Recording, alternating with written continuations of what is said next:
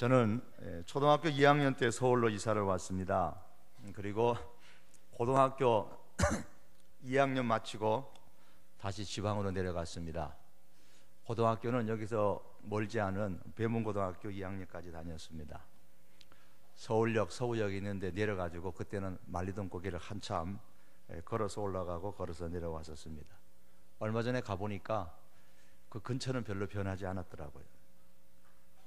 처음 서울에 왔을 때에 사투리를 쓴다고 상당히 놀림을 많이 받았습니다. 경상도에서 살던 초등학교 2학년이 서울로 전학을 왔습니다. 첫날 복도에서 뛰면서 놀고 있었는데 이걸 보고 있던 서울 아이가 그렇게 복도에서 뛰어다니면 소리 지르면 선생님한테 혼난다? 그러니까 경상도 아이가 맞나? 서울 아이가 아니 맞지는 않아. 맞나? 정말로 그래? 그 뜻인데 서울 아이가 이해를 못했어요. 그래서 맞지는 않는다 그랬어요. 이 서울 아이와 경상도 아이가 친해졌습니다. 함께 목욕탕을 갔는데 서울 아이가 저기 때 미는 아저씨 있잖아. 정말로 잘 밀어. 그러니까 경상도 아이가 글라. 그래? 라는 뜻이거든요. 그러니까 서울 아이가 아니 긁지는 않고 그냥 밀기만 해. 목욕을 마치고 나온 두 아이가 지하철을 탔습니다. 비가 오고 난 후라서 그런지 지하철이 좀 이렇게 습기가 차 있었어요. 우리 경상도 아이가 창문에다가 그림을 막 그렸습니다. 서울 아이가 그렇게 낙서를 하면 지저분하잖아. 그러니까 경상도 아이가 걔안타 나중에 문 떼버리면 된다 아이가. 그러니까 서울 아이가 문을 떼버리면 안 돼. 큰일 나. 그래. 문 떼버리면 문질러 버리면 그런데 문을 떼버리는 줄 알았던 모양입니다. 한 아이가 아버지한테 아버지 나 오늘 학교 안 갈래요. 그러니까 왜? 나 가기 싫어요. 왜 그런데? 그러니까 지난주에 학교 농장에서요 닭이 몇 마리 죽었는데 다음날 점심으로 닭 수프가 나왔어요.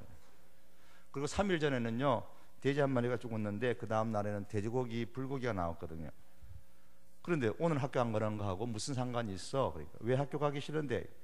어제 영어 선생님이 돌아가셨단 말이에요.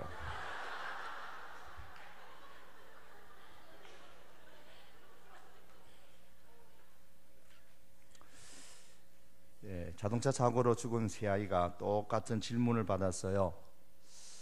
장례식을 하면서 당신이 관 속에 들어있을 때에 친구와 가족들이 애도하면서 당신에 대해서 뭐라고 말하는 것을 듣고 싶습니까? 그러니까 첫 번째 사람은 저는 아주 유명한 사람이었고 훌륭한 가정이었다는 얘기를 듣고 싶습니다. 그랬어요.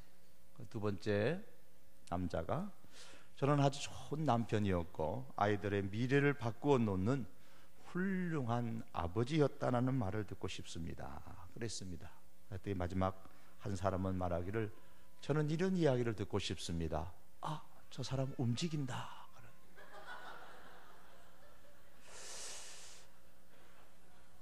저는 우리 성도교회의 우리 모든 가정이 신앙으로 움직이는 그런 소리를 듣고 싶습니다. 여러분 이번에 실시하는 이 영성훈련은 온 가족 특별 금요 기도입니다. 욕심 같아서는 광고 드린 것처럼 온 가족에다가 일가와 친척까지 다 붙이고 싶은 그런 마음은 있습니다. 여러분께서 다른 교회 다니시더라도 금요 기도회가 없는 교회 다니면은 이번 4월 달에는 다 같이 함께 우리 교회 함께 와서 같이 온 가족 일가가 한번 예배 드려보자, 기도하자 그랬으면 좋겠습니다. 본문 44절에서 45절의 말씀에 보시면 고넬료와 온 가족들이 성령을 충만을 받았습니다. 일가와 친척들까지 다 성령의 충만을 받았습니다. 고넬료를 비롯하여서 그와 함께 했던 사람들에게 성령이 임한 것을 베드로와 함께 온 유대인들이 보고서 깜짝 놀랐습니다. 신앙으로 살아 움직여서 사람들에게 감동을 주고 놀라움을 주는 우리 성도교회 가정들이 다 될 수 있기를 기대합니다. 저는 처음으로 실시하는 온가족 특별 금요 기도회 기간에 고넬료의 신앙을 모델로 삼으면서 우리 성도교회의 가족들이 성령에 충만하게 임하는 역사와 그리고 하나님의 은혜가 가정마다 흘러 넘치는 그런 역사가 일어나기를 축복합니다. 왜 하필이면 고넬료의 영성입니까? 성경에는 위대한 영성을 소유한 사람들이 많이 있습니다. 구약의 에녹이나 노아나 아브라함이나 혹은 모세나 다윗, 사무엘, 엘리야, 엘리사, 신약에는 베드로, 바울 등의 많은 뛰어난 영성을 소유한 사람들이 있습니다. 그런데 왜 고넬료입니까? 그 이유는 고넬료는 우리와 같이 유대인이 아닌 이방인이었기 때문입니다. 유대인 입장에서 보면 우리는 다 이방인들입니다. 사도행전을 보시면 성령의 불꽃이 예루살렘과 유대를 넘어서 이방인에게로 번져나간 첫 번째 계기가 바로 고넬료입니다. 고넬료의 사건 이후로 복음이 유대인에게서 이방인으로 번져나가기 시작합니다. 이 사건을 중심으로 해서 이제 이방인들을 향한 복음의 포문이 활짝 열리게 됩니다. 고넬료의 신앙을 살펴보시면 이 고넬료는 사색하는 영성을 소유한 사람이 아니고 실천하는 영성을 가진 사람이었습니다. 우리가 큐티를 하고, 저도 큐티를 강조합니다만은 큐티를 잘못하면은 사색적인 영성을 가질 수가 있습니다. 우리가 큐티를 하는 목적은 실천적인 영성을 소유하기 위한 것이지 결코 머리로 생각만 하는 영성을 소유하기 위한 것은 아닙니다. 대만의 한 청년이 사랑하는 여인에게 2년 동안에 700여 통의 연애 편지를 써서 보냈습니다. 거의 매일 한 통이죠. 이것은 연애 편지 역사상 세계 신기록이라고 합니다. 그런데 그 여인은 누구와 결혼한 줄 아십니까? 700여 통의 연애 편지를 전해준 우체부와 결혼을 했답니다. 글로 접하는 사람보다는 날마다 얼굴로 대하는 사람이 더 호감이 갔다는 이야기입니다. 세상 원리가 이와 같습니다. 이론보다는 실천이 더욱 중요합니다. 영성도 이론보다는 실천적인 영성이 되어야 합니다. 하나님께서는 우리가 실천적인 영성을 소유하기를 참으로 원하십니다. 사도행전 10장에 보시면 고넬료의 실천적 영성이 잘 나타나 있습니다. 고넬료는 그 중에서 온 가족으로 더불어 하나님을 경외하는 사람이었습니다. 그래서 오늘 제목은 가정을 신앙으로 양육하라. 고넬료의 첫 번째 영성입니다. 어느 교회 새 목사님이 부임을 오셨습니다. 목사님은 그 동네에서 잘 알려진 한 성도의 집을 신방했습니다. 저녁에 남편이 돌아와서 아내에게 오늘 목사님 오셨냐고 그러니까 목사님 다녀가셨다고 그래요. 오늘 새로 오신 목사님이 다녀가셨는데 뭐라고 말씀하시는데, 목사님이 이 가정에 예수님이 함께 계시느냐고 묻던데요. 그거야 우리가 훌륭한 신앙 가문 출신이라고 말하면 되잖아. 그러니까 저도 그렇게 말하고 싶었는데 목사님이 물으시는 것은 그게 아니었어요. 그럼 우리가 매주일 교회에 출석한다는 말을 하면 되잖소. 그러니까, 여보, 목사님께서는 계속해서 예수님께서 이 집에 거하시느냐고만 물어보셨단 말이에요.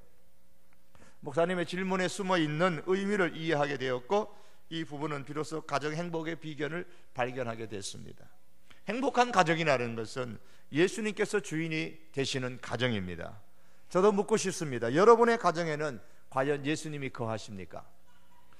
매주일마다 예배에 참석하느냐고 묻는 것이 아닙니다.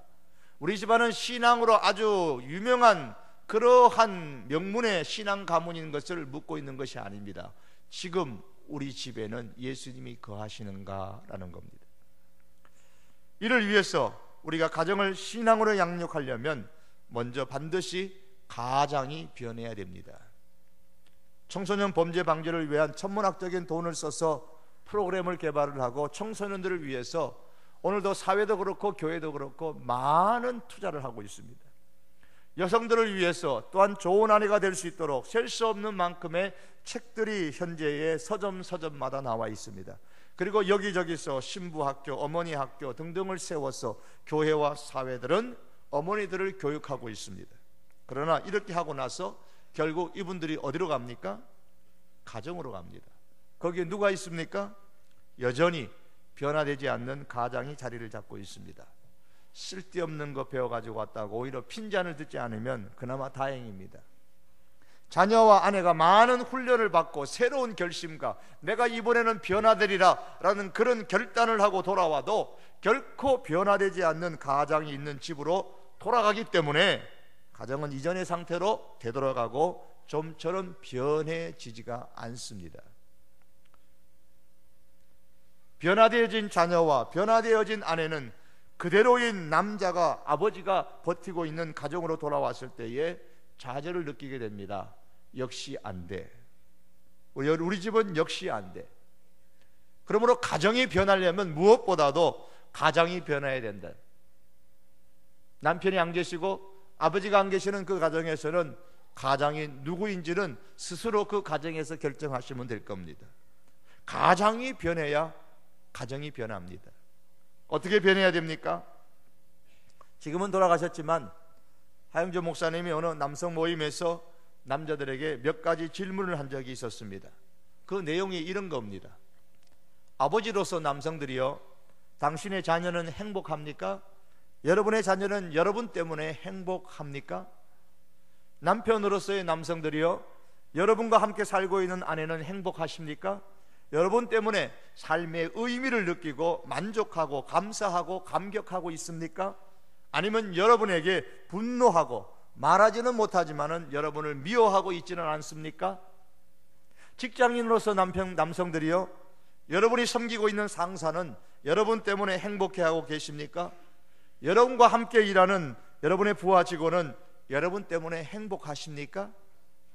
교회 직분자들로서의 남성들이요, 여러분의 교회의 목사님은 여러분 때문에 행복해 하십니까? 아니면 여러분 때문에 고민하고 계십니까? 마지막으로 남성으로서의 남성들이요, 하나님은 여러분을 남성으로 세상에 보내주셨는데 그에 대해서 감사하고 있습니까? 우리 성도교회 남성 여러분, 제가 다시 한번 질문합니다.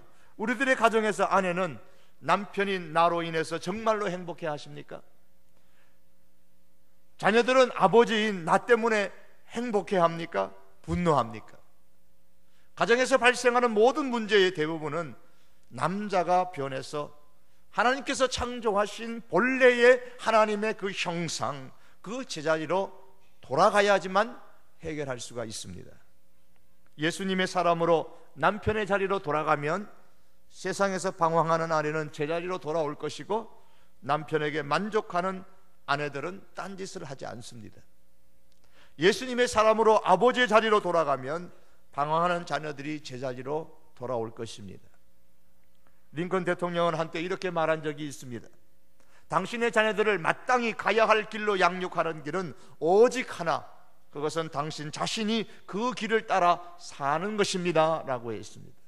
그렇습니다. 마땅히 가야 할 길로 내 가족이 가는 그 비법은 가정이 변해서 먼저 그 길로 가는 것입니다.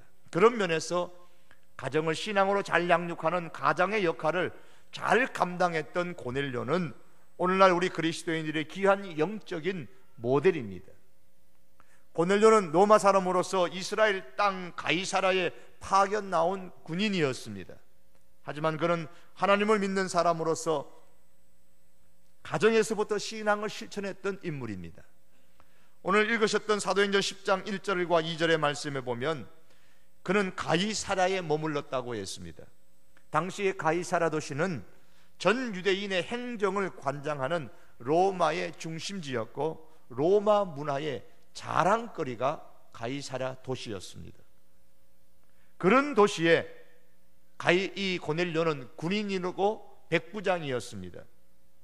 그와 같이 로마 문화가 형성되어졌던 그 가이사라에 더욱이나 군인으로서 백부장으로서 생활했다는 것은 하나님을 믿기가 쉽지 않았다는 것을 보여줍니다. 그러나 그럼에도 불구하고 고넬료는 경건하였다고 그랬고, 그 다음에 말씀에 보면 하나님을 경외했다고 했습니다. 경건과 경외라는 단어를 볼 때에 고넬료는 이방인이었기 때문에 처음부터 하나님을 믿은 사람은 아니었습니다. 하지만 성경에 기록되지 않았지만 어떤 계기인지는 모르지만 그가 변해서 하나님을 붙잡았습니다. 자기만 하나님을 붙잡은 것이 아니고 성경은 온 지방과 더불어서 같이 하나님을 섬겼다고 말씀합니다. 온 집안이 다 고넬료 가장과 더불어 함께 하나님을 붙잡았습니다. 성경은 이렇게 고넬료의 성공은 백부장이라는 사회적인 위치에 있는 것이 아니라 그 자신과 그의 가족들이 다 하나님을 붙잡은 신앙의 사람이었다는 다에 성공을 두고 있습니다. 또한 사도행전 10장 24절의 말씀에 보면 고넬료는 베드로가 말씀을 가지고 올 때에 미리 일가와 가족 가까운 친구들을 다 모았다 그랬습니다. 그리고 44절의 말씀에 보시면 베드로가 증거하는 그 말씀을 들을 때에 모든 사람에게 성령이 충만했고, 47절에서 48절에 보시면은 함께 모인 사람들이 그 자리에서 세례를 받았습니다. 그 속에 누가 포함되어져 있겠습니까? 일가 고넬료의 가족들도 포함되어져 있습니다. 그러므로 고넬료로부터 배울 수 있는 신앙의 첫 번째는 온 가족을 고넬료가 신앙으로 양육했다는 점입니다. 우리가 고넬료의 영성을 우리가 본받으면서 모델로 삼으면서 우리의 가정을 돌이켜보기를 원합니다. 우리의 가정에서, 가정으로서, 부모로서 우리는 정말 우리의 가족들을 신앙으로 얼마나 양육하고 있는가를 점검해 볼 수 있기를 원합니다. 가정을 신앙으로 잘 양육하기 위해서 실천할 수 있는 가장 우선적인 방법은 무엇보다도 집에서 가정 예배를 드리는 겁니다. 고넬료가 가정 예배를 드렸는지는 알 수는 없습니다. 하지만 2절 말씀은 온 지방과 더불어 하나님을 경외했다고 했습니다. 그가 가정 예배를 드렸든 안 드렸든 온 집안이 하나님을 경외하는 모습은 가정 예배에서부터 찾아볼 수가 있습니다. 하나님께서는 광야 이스라엘 백성들에게 이렇게 말씀하셨습니다. 내가 너에게 준 이방인의 땅에서 하나님의 백성으로 살아가기를 원한다면 너희 자녀들을 훈육하고 교육시켜야 할 것이라고 말씀하십니다. 우리가 하나님을 알지 못하고 믿지 않는 이 세상에서 하나님의 백성으로 살기를 원한다면 우리의 자녀들을 신앙으로 교육을 시켜야 합니다. 이것의 첫 단추가 바로 가정 예배입니다. 종교개혁 이후에 영국에서 일어난 중요한 신앙의 운동을 청교도 운동이라고 말합니다. 청교도 운동은 그 당시 영국 교회 내에서 일고 있었던 개혁 운동입니다. 교회를 개혁하고 신앙을 개혁하는 운동이 청교도 운동이었습니다. 청교도 목사였던 리차드 그램 햄이라는 사람은 만일 우리 가운데에 하나님의 교회가 존속되기를 원한다면 우리는 하나님의 교회를 우리 가정 속으로 가져와야만 한다. 우리 가정 속에서 하나님의 교회를 배양해야 한다, 그렇게 강조했습니다. 여러분, 정말 이거 심각한 이야기입니다. 중요한 이야기입니다. 이 땅에, 이 한국 땅에 교회가 계속해서 앞으로도 세워지려면 교회를 가정으로 가지고 가야 됩니다. 가정에서 든든한 교회를 잘 배양을 해서 사회에 내놓아야 합니다. 그 출발점이 바로 가정에서 드리는 가정의 예배입니다. 청교도 부모들은 자녀들을 주의 교양과 훈계로 양육하는 영적 교육에 있어서 부모들의 의무를 강조했습니다. 글씨를 배우고 문자를 가르치는 것은 1차적으로 성경을 읽기 위한 것이다. 성경을 읽기 위해서 글씨를 가르친다. 그렇게 목적을 두었습니다. 여러분, 우리는 우리들의 자녀들에게 왜 글씨를 가르칩니까? 왜 어려서부터 영어를 가르치고, 왜 어려서부터 제2외국어를 가르치고, 왜 어려서부터 학원을 보내고 여러 가지를 지도합니까? 가정예배를 시작했을 때에 규칙적으로 하는 것이 매우 중요합니다. 하나의 행동을 습관화시키는 데는 30일 정도가 걸린다고 합니다. 한 달 정도가 걸려요. 가정예배가 뿌리 내릴 수 있도록 30일 동안은 참아야 됩니다. 일단 시작하는 것이 중요합니다. 오늘부터라도 집에 돌아가시면 간단하게나마 주님의 이름으로 가족이 모이는 그런 가정예배를 드리시기를 바랍니다. 거창하게 설교할 필요가 없습니다. 가정이라고 설교할 필요도 없습니다. 찬송하고 돌아가면서 일정량의 성경을 돌아가면서 읽고 기도하면 됩니다. 그렇게 가정예배를 간략하게 드리시면서 중요한 것은 가정예배를 규칙적으로 드리는 것입니다. 그리고 사랑하는 우리 자녀 여러분들도 부모님들이 가정예배를 드릴 때에 어떻게 하든지 이 가정예배에 동참하기 위해서 힘쓸 수 있기를 바랍니다. 가정 예배의 중요성을 사실은 우리는 알고는 있습니다. 하지만 잘 실천되지 못하는 이유는 가장이 너무 바쁘기 때문입니다. 이런 말이 있습니다. 바쁜 아버지는 나쁜 아버지다. 한번 따라서 해봅시다. 바쁜 아버지는 나쁜 아버지다.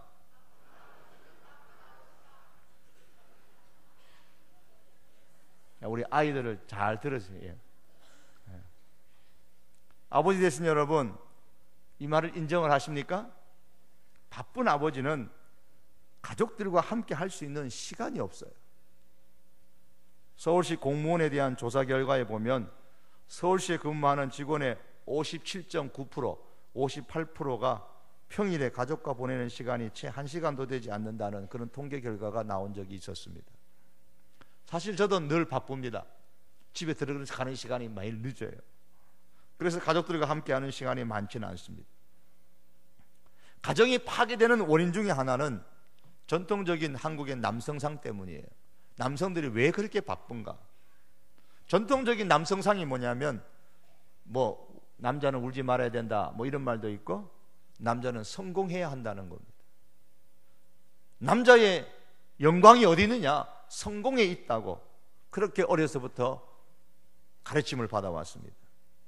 남자의 영광이 성공에 있다는 이 남성상이 남자의 마음을 억누릅니다.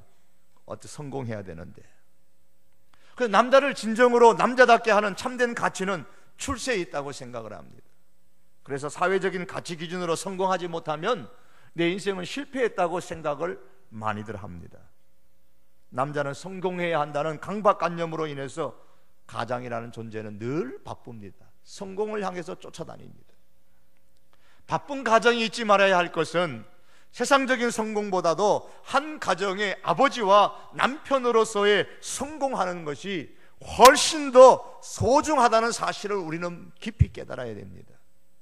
더욱이 바쁜 아버지가 나쁜 아버지가 될 가능성이 많은 이유는 가정을 신앙으로 양육할 시간을 배려하지 못한다는 겁니다.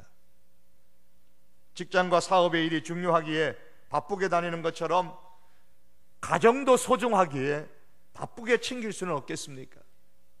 사업과 직장을 챙기면서 왜 가정을 우리가 소홀히 여깁니까? 아마 그 배경 속에는 이런 게 있을 거예요.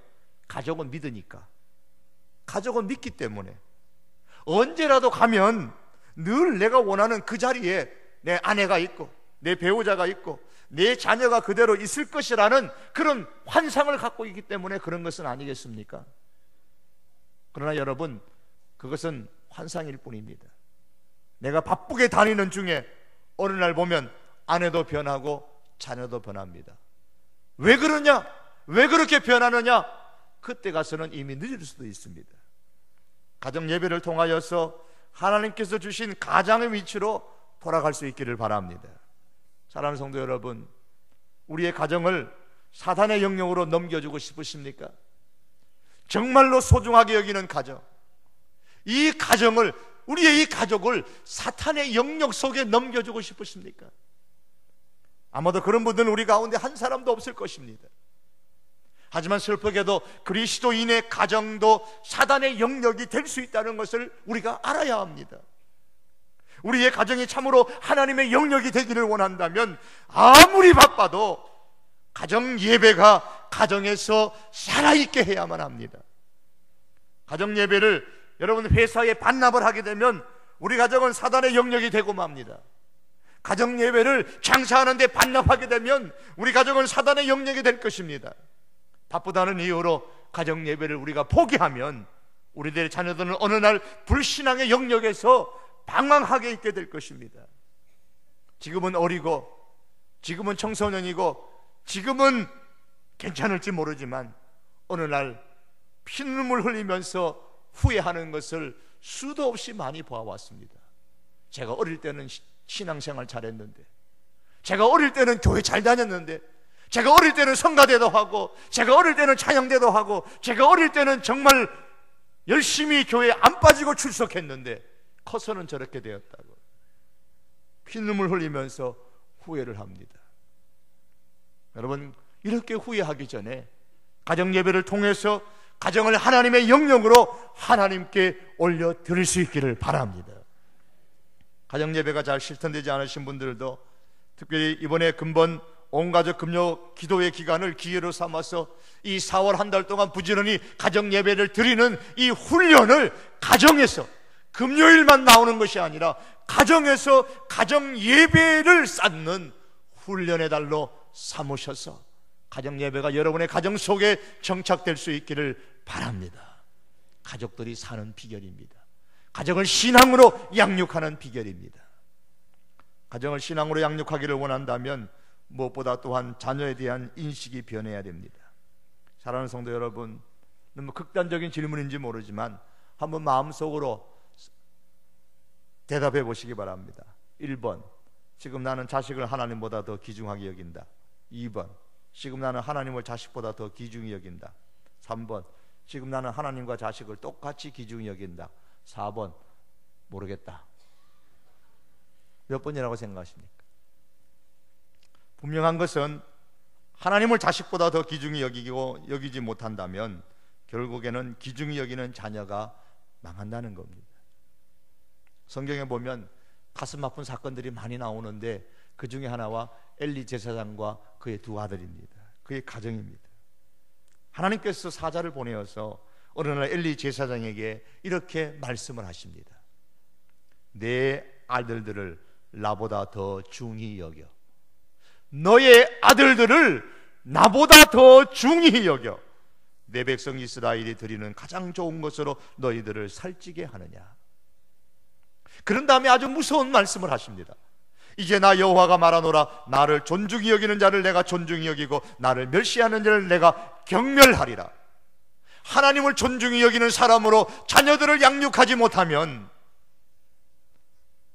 그래서 하나님을 멸시하는 자녀로 그렇게 방치하게 되면 하나님께서는 내가 그들을 경멸할 것이라고 말씀합니다. 그리고 이어서 하나님은 엘리에게 말씀합니다. 보라, 내가 내 팔과 내 조상의 집 팔을 끊어서 내 집에 노인이 하나도 없게 하는 날이 이를지라. 내 두 아들 홈니와 비느하스가 한 날에 죽으리니 그 둘이 당할 그 일이 내게 표징이 되리라. 무슨 말씀입니다. 이 말씀대로 사무엘상을 조금 더 읽어보시면은 홈니와 비느하스가 죽습니다. 그 자녀들도 죽습니다. 자녀를 하나님보다 더 중히 여겼을 때에 자녀들은 부모의 말을 듣지 않을 뿐 아니라 부모가 섬기는 하나님을 멸시하게 되는 날이 반드시 오게 된다는 겁니다. 그 결과 자녀뿐만 아니라 그 집안이 멸망하게 됩니다. 이것이 자녀에 대한 사무엘서가 주시는 하나님의 말씀입니다. 지금 우리가 키우고 있는 자녀가 내 자녀입니까? 하나님의 자녀입니까? 만일 내 자녀라고 생각한다면 결코 하나님의 자녀로 우리는 키울 수가 없을 겁니다. 만일 우리 자녀들을 신앙으로 양육하기를 우리가 참으로 원한다면 우리의 자녀는 내 자녀가 아니라 하나님의 자녀라는 사실을 기억하면서 키워야 합니다. 우리는 다만 맡은 유모들일 뿐입니다. 하나님의 자녀를 맡은 유모로서 하나님의 자녀답게 키워나가야만 합니다. 하나님의 자녀라는 사실을 잊지 않으시기를 바랍니다. 하나님의 명예를 높여드리는 그런 자녀로 키워갈 수 있기를 바랍니다. 우리의 자녀들이 장차 어떤 분야에서 어떤 일을 하든 그 삶의 자리에서 하나님의 명예를 높여드리는 자녀들이 되도록 우리는 만들어 가야 됩니다. 이게 부모의 사명입니다. 내 자녀가 대학을 가든 안 가든, 좋은 대학을 가든 그렇지 못한 대학을 가든 그것은 그들의 인생의 과정에 불과할 뿐입니다. 만일 하나님의 자녀라고 생각한다면 나의 비전이 아니라 하나님의 비전을 자녀들에게 심어줄 수 있기를 바랍니다. 이제 말씀을 맺겠습니다. 영성은 가정에서부터 시작되어야 합니다. 어떤 사람은 가장이란 가정에 있는 제사장이라 그런 이야기를 했습니다. 가장이 누구냐? 가장이란 가정에 있는 제사장이다. 그래서 가장이 변해야 가정이 변합니다. 가장이 주도하는 가정예배가 살아있는 그런 가정을 만들 수 있기를 바랍니다. 가정예배가 살면 영성이 회복되고 살아납니다. 또한 자녀는 우리의 자녀이기 이전에 하나님의 자녀인 것을 다시 한번 마음에 담고서 하나님의 그 명예를 높여드리는 자녀로 삼는 우리들이 될 수 있기를 원합니다. 사랑하는 자녀된 여러분, 아버지 엘리도 문제였지만 아들인 홈리와 비느하스도 문제였습니다. 그들은 부모의 명예와 가문의 명예를 땅에 떨어뜨렸을 뿐만 아니라 하나님의 명예를 땅에 시궁창에 떨어뜨린 악행을 저질렀던 사람들이었습니다. 자신의 멋대로 행동했습니다. 가정예배를 통해서 영성훈련으로 나의 명예 이전에 부모의 명예, 부모의 명예 이전에 하나님의 명예를 높여 드릴 수 있는 삶을 살아가는 우리 모든 성도교회 자녀들이 될 수 있기를 주님의 이름으로 축복합니다. 우리 다 같이 한번 이 시간 기도하시겠습니다.